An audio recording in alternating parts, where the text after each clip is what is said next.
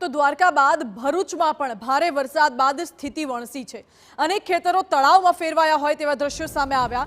2 દિવસથી વરસાદે વિરામ લીધો છે, છતાં પણ પાણીનો કોઈ નિકાલ હજુ થયો નથી અને નિકોરા અને આસપાસના ગામોની સીમના ખેતરો પાણી થઈ ગયા છે।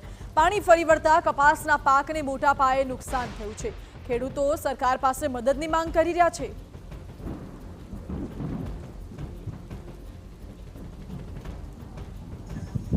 કબીરવડ બેટમાં 300 થી 400 વીઘા કપાસનું વાવેતર હતું।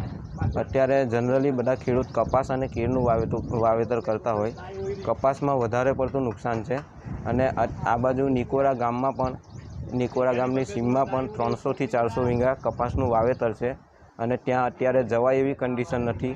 એટલું પાણી છે ખેતરમાં અને લોકોના ઘરમાં પણ આટલું પાણી ઘૂસી ગયું છે અને પાણીનો કોઈ નિકાલ નથી। પાણીનો કોઈ નિકાલ બી નથી। એનું કંઈ નિકાલ નહેર છે, નહેર પાસેથી કોઈ નિકાલ થાય એવી અમે આશા રાખીએ છીએ સરકાર પાસે। ને બીજું કે વારે ઘડીએ અમારે આ પાણીનો ભય નીકળી જાય ને સરકારને વિનંતી કરીએ છીએ કે અમને કોઈ થોડું ઘણું વળતર આપે તો અમે કંઈ પાછા ઊભા થઈએ ખેતીમાં।